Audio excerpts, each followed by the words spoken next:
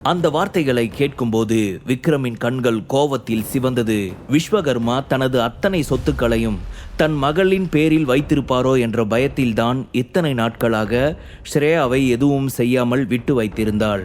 அப்படி இல்லாமல் இருந்திருந்தால் எப்போதோ அவளை காவேரி கொன்று இருப்பாள். இன்று ஸ்ரேயா நடந்து கொண்ட விதத்தை எல்லாம் பார்த்து அவளுக்கு பயங்கரமான கோபம் வந்தது.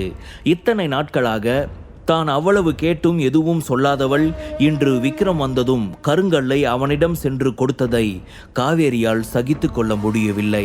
அவள் முகத்தில் வெறுப்பு மட்டும்தான் நிறைந்திருந்தது. ஹலோ விக்ரம், உன்னோட குடும்ப பேர் என்ன? உங்களுக்கு எங்களுக்கு என்ன சம்பந்தம்? என்னோட ஹஸ்பண்டோட சொத்துக்கள் எல்லாம் எங்க கிட்ட இருந்து எடுத்துக்கலாம்னு மட்டும் கனவு காணாத. நான் அவரோட ஒய்ஃப். அவரோட சொத்து எல்லாத்தையும் சொந்தம் கொண்டாட எனக்கு மட்டும்தான் உரிமை இருக்கு. சீக்கிரம் உங்ககிட்ட இருக்கிற அந்த லெட்டரையும் என்கிட்ட கொடுத்துரு, இல்லனா நீ இங்கிருந்து உயிரோட போக முடியாது என்று காவேரி விக்ரமை பார்த்து மிரட்டினாள். அதை கேட்டதும் அதுவரைக்கும் கோபத்தை கட்டுப்படுத்தி கொண்டு இருந்தவன் வாய மூடு என்று அவளை பார்த்து ஆக்ரோஷமாக கத்தினான். அதை கேட்டதும் காவேரி ஒரு நொடி கதி கலங்கி போனாள். என்ன என் வீட்டில் வந்து என்னையே பயமுறுத்திக்கிட்டு இருக்க? இது என்னோட இடம். நீ சட்டவிரோதமா என்னோட வீட்டுக்குள்ள வந்து என்கிட்டயே சண்டை போட்டுக்கிட்டு இருக்க. நான் இப்பவே போலீஸ்ல கம்ப்ளைண்ட் பண்றேனா இல்லையான்னு பாரு என்று கத்தியபடி திரும்பி லம்போவை பார்த்தாள் காவேரி. லம்போ அந்த இடத்திற்கு வந்ததுமே முதல் வேளையாக அங்கே இருந்த எல்லாருடைய மொபைல் போனையும் அவர்களிடம் இருந்து பிடுங்கினான். அதற்கு பிறகு அவர்களை எல்லாம் எங்கேயும் நகர விடாமல் ஒரே இடத்தில் நிற்க வைத்தான். காவேரி விக்ரமை மிரட்டியதும் அவன் எந்த அலட்டலும் இல்லாமல், உன்னால என்ன பண்ண முடியுமோ பண்ணிக்கோ. என்னை நம்பி வந்த யாரையும் அவமானப்படுத்துறத பார்த்துட்டு நான் சும்மா இருக்க மாட்டேன். இனிமே ஸ்ரேயாவை பற்றி ஏதாவது தப்பா பேசுன அவ்வளவுதான் என்று காவேரியை பார்த்து எச்சரித்தான் விக்ரம். என்னது, உன்னை நம்பி வந்தவளா? என்ன ஸ்ரேயாவை இங்கிருந்து கூட்டிட்டு போக போறியா? என்ன காமெடி பண்ணிக்கிட்டு இருக்கியா? ஸ்ரேயா என்னோட பொண்ணு. என்னோட பெர்மிஷன் இல்லாமல் அவளை இங்கிருந்து கூட்டிட்டு போயிடுவியா? அவளை கூட்டிட்டு போக உனக்கு என்ன உரிமை இருக்கு? அவளுக்கும் உனக்கும் என்ன சம்பந்தம் என்று காவேரி விக்ரமை பார்த்து கிண்டலாக சொன்னாள். விக்ரம் காவேரியின் எந்த கேள்விக்கும் பதில் சொல்ல மனம் வரவில்லை. இவ்வளவு கொடூரமான அவளிடம் பேசக்கூட அவன் விரும்பவில்லை. இந்த மாதிரி கேடு கெட்டவங்க கிட்டலாம் பேசி நம்மளோட மரியாதையை நாம எதுக்கு கெடுத்துக்கணும் என்று நினைத்தான் விக்ரம். உடனே லம்போவின் பக்கம் திரும்பி கோபமாக அவனை பார்த்து, லம்போ, இங்க இருக்கிற எல்லாரையும் காலி பண்ணிடு. இவங்க யாருமே இந்த மண்ணில் வாழ்றதுக்கு தகுதியே இல்லாதவங்க என்று சொல்லிவிட்டு ஸ்ரேயாவை அழைத்து கொண்டு அந்த இடத்தில் இருந்து வெளியேறினான் விக்ரம். விக்ரமின் கட்டளைக்காக காத்திருந்த லம்போ கூண்டில் இருந்து திறந்து விடப்பட்ட சிங்கத்தை போல மூர்க்கமான கண்களுடன் எல்லோரின் மீது வெடித்து சிதறினான். வில்லாவின் வெளியே இருந்தவர்களுக்கு உள்ளே இருந்து வந்த அலறல் சத்தத்தை தவிர வேறு எதுவும் கேட்கவில்லை. லம்போவின் கோபத்தை பார்த்து கதி கலங்கி போன காவேரி அவன் முன்னால் மண்டியிட்டு கையெடுத்து கும்பிட்டு நடுங்கினாள். தயவு செஞ்சு என்ன எதுவும் பண்ணிடாத. நான் விஸ்வகர்மாவோட மனைவி. அவருக்காகவாவது என்னை எதுவும் பண்ணிடாத ப்ளீஸ். நான் ரொம்ப தப்பு பண்ணிட்டேன். அதை இப்போ மனசார உணர்ந்துட்டேன். நான் ஸ்ரேயாவை அப்படியெல்லாம் நடத்தியிருக்க கூடாது. எனக்கு இன்னமும் ஒரே ஒரு சான்ஸ் கொடுங்க. அவளை நான் நல்லபடியாக பார்த்துக்கிறேன். என்னோட சொந்த பொண்ணு மாதிரி அவளை நான் பார்த்துக்கிறேன். ப்ளீஸ் என்னை எதுவும் பண்ணிடாத என்று காவேரி அழும் தொனியில் கெஞ்சினாள். ஆனால் லம்போ அவளுடைய வார்த்தைகளில் கொஞ்சமும் மயங்காமல் அவளது கழுத்தை பிடித்து தூக்கினான்.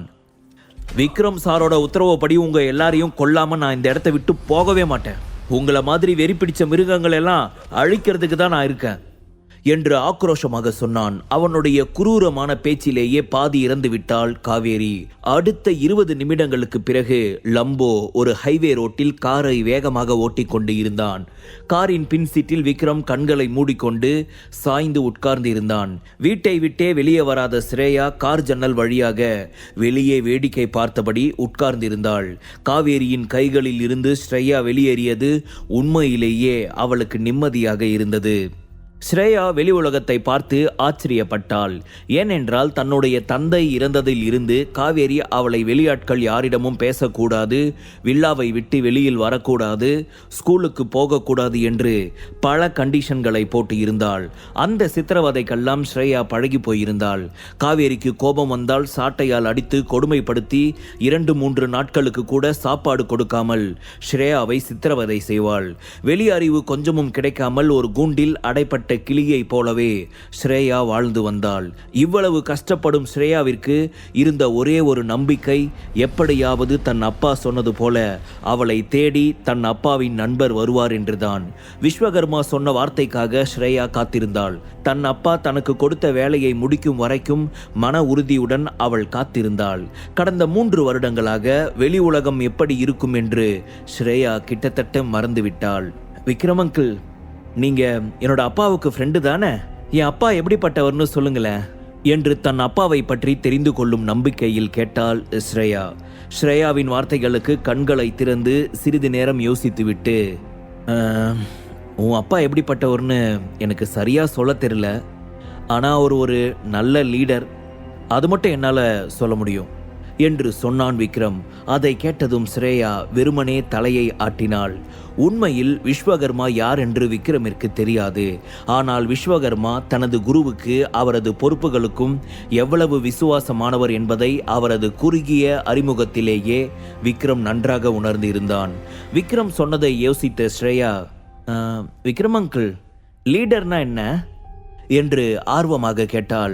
அந்த வார்த்தையை அவள் முதலில் கேட்டாள். அதற்கான அர்த்தம் அவளுக்கு புரியவில்லை. பெரிய கண்களுடன் ஆச்சரியமாக கேட்டுக்கொண்டு இருந்த ஸ்ரேயாவை பார்த்து விக்ரம் லேசாக சிரித்தபடி, லீடருங்கிறது வார்த்தையால் சொல்ல முடியாதுமா. ஒரு பெரிய லீடர் தன்னோட உசுரே போனாலும் தனக்கு கொடுத்திருக்கிற பொறுப்பை கைவிட மாட்டார். அவர் எப்பவுமே மற்றவங்களுக்கு துரோகம் பண்ண மாட்டார். மற்றவங்களுக்கு இருக்கிற பிரச்சனையெல்லாம் கேட்டு சரி பண்ணி அவங்கள சரியான வழியில் கொண்டு போகிறதுக்கு பேர் தான் ஒரு நல்ல லீடர் என்று சொன்னான். அதை கேட்டதும் ஸ்ரேயா ஆச்சரியமாக லேசாக சிரித்தபடி, அப்படியா? நான் ஸ்கூல் படிக்கும்போது டீச்சர் சொன்னதை கேட்டிருக்கேன். இப்போதான் அதெல்லாம் எனக்கு ஞாபகம் வருது. நான் பெரிய பொண்ணு ஆனதுக்கப்புறம் என் அப்பா மாதிரி நானும் ஒரு நல்ல லீடராக வருவேன் என்று சொன்னாள். அதுக்கான குவாலிட்டி இப்போவே உங்ககிட்ட இருக்குமா என்று மனதில் நினைத்து கொண்ட விக்ரம், ஸ்ரேயா குட்டி, உனக்கு ஸ்கூலுக்கு போக பிடிக்குமா? அங்கிள் உன்னை ஸ்கூலில் சேர்த்து விடுறேன், படிக்கிறியா? உன் அப்பா இல்லாததால் இனிமே அவரோட இடத்துல இருந்து நான் தான் உன்னை பார்த்துக்குவேன்.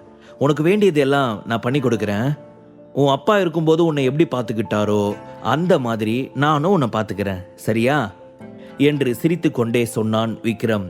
உடனே ஸ்ரேயாவின் உதடுகளில் இருந்து புன்னகை வெளிப்பட்டது.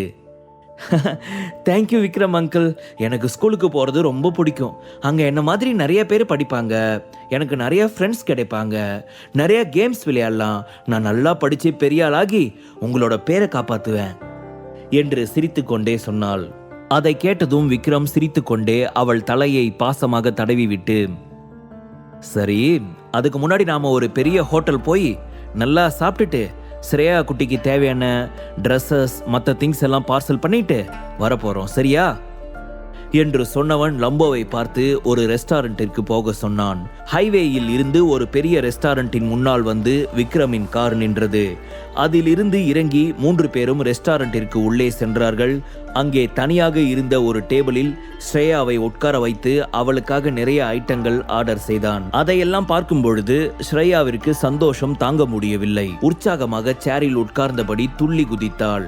அங்கே ஆர்டர் செய்த எல்லாவற்றையும் அவசரமாக விரும்பி சாப்பிட ஆரம்பித்தாள். மெதுவா சாப்பிடுமா, நமக்கு இன்னும் ரொம்ப டைம் இருக்கு என்று விக்ரம் லேசாக சிரித்து கொண்டே சொன்னான். ஸ்ரேயா பல நாட்கள் சாப்பாட்டையே பார்க்காதவளை போல சாப்பிட ஆரம்பித்தாள். விக்ரம் அங்கிள், நான் இந்த மாதிரி எல்லாம் அப்பா இருக்கும்போது சாப்பிட்டது, அதுக்கப்புறம் நான் இப்படி எல்லாம் சாப்பிட்டதே இல்லை தெரியுமா?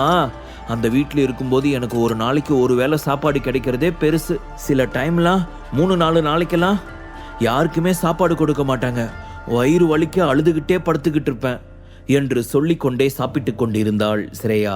அவள் பேசுவதை கேட்கும்போது விக்ரமின் கண்களில் இருந்து தானாக கண்ணீர் வழிந்தது. எப்போதுமே விரைப்பாக முகத்தில் எந்த உணர்ச்சிகளையும் காட்டாமல் இருக்கும் லம்போ ஸ்ரேயா அப்படி சொன்னதும் கண்கள் கலங்கிவிட்டான். இத்தனை சின்ன வயதில் என்னென்ன கஷ்டங்களை அனுபவிக்க கூடாதோ அத்தனை கஷ்டங்களையும் ஸ்ரேயா அனுபவித்து இருந்தாள். இந்த சின்ன வயதில் அவள் எப்படி அத்தனை கஷ்டங்களையும் தாங்கிக் கொண்டு இருந்தாள் என்று நினைக்கும்போது விக்ரமிற்கு உண்மையிலேயே ஆச்சரியமாக இருந்தது. தன் அப்பா மீது அவள் அளவு கடந்த பாசம் வைத்திருந்தாள். தன் அப்பாவின் வார்த்தைக்காக அவள் எல்லாவற்றையும் பொறுத்து கொண்டு இருக்க ஆரம்பித்தாள். இவ்வளவு சின்ன வயதில் இப்படி இருப்பது எல்லாம் சாதாரண விஷயம் கிடையாது என்று நினைத்தான் விக்ரம். ஸ்ரேயா விக்ரம் ஆர்டர் செய்த எல்லாவற்றையும் சாப்பிட்டு முடித்திருந்தாள். இன்னமும் ஏதாச்சும் வேணுமா ஸ்ரேயா குட்டி என்று விக்ரம் கேட்க, இல்லை அங்கிள், போதும், எனக்கு வயிறு ஃபுல்லாயிடுச்சு, இதுக்கு மேலே சாப்பிட்டா அவ்வளோதான், வயிறு வெடிச்சிடும் என்று வெள்ளந்தியாக சிரித்து கொண்டே சொன்னாள் ஸ்ரேயா. விக்ரம் அவளை சாப்பிட வைத்து அங்கிருந்து கூட்டிக் கொண்டு சென்றான். போகும் வழியில் அவளுக்காக சில ஷாப்பிங் செய்ய வேண்டும் என்று நினைத்தான். ஸ்ரேயாவிற்கு பிடித்ததை எல்லாம் தன் கையாலேயே வாங்கி கொடுத்து அவளை சந்தோஷப்படுத்தி பார்க்க வேண்டும் என்று ஆசைப்பட்டான் விக்ரம். அவளை அழைத்து கொண்டு சென்று அவளுக்கு வேண்டிய எல்லாவற்றையும் வாங்கி கொடுத்தான். ஸ்ரேயா தன் அப்பாவிடம் இருந்த நாட்களுக்கு பிறகு இப்போதுதான் மிகவும் சந்தோஷமாக இருந்தாள். ஸ்ரேயாவை ஒரு நல்ல ஸ்கூலில் சேர்த்து அவளை நன்றாக பார்த்து கொள்ள வேண்டும் என்று நினைத்தான் விக்ரம். அவளை கவனித்துக் கொள்வதற்காகவே 2 பேரை வேலைக்கு வைத்தான். காவேரியால் ஏற்கனவே ஸ்ரேயாவிற்கு 3 வருட படிப்பு வீணாக போனது. இனிமேல் ஸ்ரேயாவிற்கு அது போன்ற நிலைமை வரக்கூடாது என்று நினைத்தான் விக்ரம். ஸ்ரேயாவை போன்று ஒரு அப்பாவி பெண் தன் குடும்பத்திற்கு செய்த நன்மைக்காக அவளை காலம் முழுவதும் நன்றாக பார்த்து கொள்ள வேண்டும் என்று நினைத்தான் விக்ரம். விக்ரம் ஷாப்பிங்கை எல்லாம் முடித்துவிட்டு சென்று கொண்டு இருந்தான். அப்போது மிகவும் சோர்வாக இருந்த ஸ்ரேயா அப்படியே மெதுவாக விக்ரமின் தோளில் சாய்ந்து தூங்கினாள். விக்ரம் அவளை அப்படியே மடியில் படுக்க வைத்து கொண்டு தலையை தடவி கொடுத்தபடி கண்களை மூடி சிந்திக்க ஆரம்பித்தான்.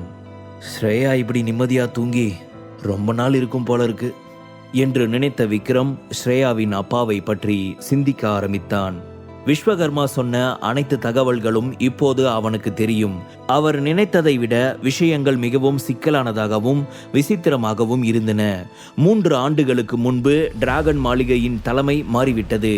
விஷால் என்ற நபர் டிராகன் ஹவுஸின் பிளாக் கார்ட்ஸ்களின் தலைவர் பதவியில் இருந்து விஸ்வகர்மாவை நீக்கினார். விக்ரம் விஷாலின் பெயரை கேட்டிருந்தான். ஆனால் அவரை ஒரு முறை கூட சந்தித்தது இல்லை. ஆனால் அவரை பற்றிய எல்லா தகவல்களையும் விக்ரம் தெரிந்து வைத்திருந்தான். விஷால் இப்போது மலையின் 12 பிரிவுகளின் தலைவனாக இருந்தான். சமீபத்தில் அவர் மிகவும் பிரபலமாக இருந்தார். அவர் பெயரை பற்றி பெரும்பாலும் அண்டர்வேர்ல்டில் இருப்பவர்களுக்கு தான் நன்றாக தெரிந்திருந்தது. 3 வருடங்களுக்கு முன்னால் விஸ்வகர்மாவை தலைவர் பதவியில் இருந்து நீக்கிவிட்டு பயங்கரமான ஆட்சியை தொடங்கினார். எண்ணற்ற சொத்துக்களை அழித்தார். டிராகன் ஹவுஸ் முழுவதையும் தன் கையில் வைத்து கொண்டு முழு அரசியலையும் செய்தார். ஆதித்யா குடும்பத்தில் வாரிசு பற்றி மலையில் உள்ளவர்களுக்கு தெரியும். ஆனால் விக்ரம் தான் வாரிசு என்பது தெரியாது. ஆனால் விக்ரமை கொல்ல விஷாலின் உத்தரவில் சில சந்தேகங்கள் இருந்தது. அவர் டிராகன் மாளிகையின் சிம்மாசனத்தில் ஏறும்போது அவரது பெயர் மற்றும் மற்ற விவரங்கள் எதுவும் சரியாக கொடுக்கப்படவில்லை. அதனால் விஸ்வகர்மாவிற்கு சந்தேகம் வர ஆரம்பித்தது. அதையெல்லாம் மறுக்க முடிவு செய்தார். அதன் மூலமாகத்தான் மரணத்தை சந்திக்கும் நிலை கூட ஏற்பட வாய்ப்பிருக்கிறது என்று அவர் ஏற்கனவே எல்லாவற்றையும் தெரிந்து வைத்திருந்தார். அதனால்தான் முன்கூட்டியே விஸ்வகர்மா எல்லா திட்டங்களையும் செய்து வைத்து கொண்டார். அவர் நினைத்தது போலவே விஸ்வகர்மா விஷாலின் கைகளில் உயிர் இழந்தார். விஸ்வகர்மா மட்டும் இல்லை, இதுபோல பல பெரியவர்கள் தங்களது சந்தேகங்களை விஷாலை நோக்கி கேட்க ஆரம்பித்தார்கள். ஆனால் அதில் எந்த பயனும் இல்லை. கேள்வி கேட்டதின் விளைவாக அவர்கள் அனைவருமே கொடூரமான முறையில் கொல்லப்பட்டார்கள். அதனால் விஷாலுக்கு எந்த எதிர்ப்பும் இல்லை. எதிர்ப்பவர்கள் யாரும் உயிரோடு இருந்தது இல்லை. அதனால் அவருடைய நிலை படிப்படியாக வலுவடைந்தது. விஸ்வகர்மா விட்டு சென்ற தகவலின்படி விஷாலோட மார்ஷல் ஆர்ட்ஸ் நினைச்சதை விட ரொம்ப பயங்கரமானது. பழங்கால தற்காப்பு கலையை பத்தி எல்லாம் அவன் நல்லா தெரிஞ்சு வச்சிருக்கான். யாரை வேணும்னாலும் தோற்கடிக்கக்கூடிய சக்தி அவங்கிட்ட இருக்கு. என்று விக்ரம் உணர்ந்தான். டிராகன் ஹவுஸில் பழங்கால தற்காப்பு கலைகளை கற்றவர்கள் 72 பேர் என்றால் அவர்களில் 36 பேர் வலிமையானவர்கள். அவர்களில் 12 பேர் இந்த குழுவை சேர்ந்தவர்கள். கல்வியை முறையாக பயன்படுத்துபவர்கள், பல 100 ஆண்டுகளாக மாறமாட்டார்கள், சட்டவிரோதமான வழிகளில் வளர விரும்பியவர்கள் இந்த பட்டியலில் இடம் பிடித்துள்ளனர். போராட்டத்தையும் வெற்றி தோல்வியையும் சமமாக சமன் செய்ய முடியாதவர்கள். பெயருக்காகவும் மரியாதைக்காகவும் கல்வியை பணைய கைதியாக வைத்து விடுகிறார்கள். ஆனால் இவர்கள் அனைவரும் தற்காப்பு கலையில் பயிற்சி பெற்றவர்கள் என்பது ஆச்சரியம். இந்த பட்டியலில் லம்போவும் இருந்தான். அதனால்தான் எந்த ஒரு மனிதனையும் கொல்ல 2 நிமிடம் கூட ஆகாது. அவர்களின் உள் வலிமை எப்போதும் அவர்களுக்கு உதவுகிறது. வெளியில் சாதாரண மனிதர்களைப் போல தோற்றமளிக்கும் இந்த மாஸ்டர்கள் எல்லாம் வெளி உலகிற்கு புரியவில்லை.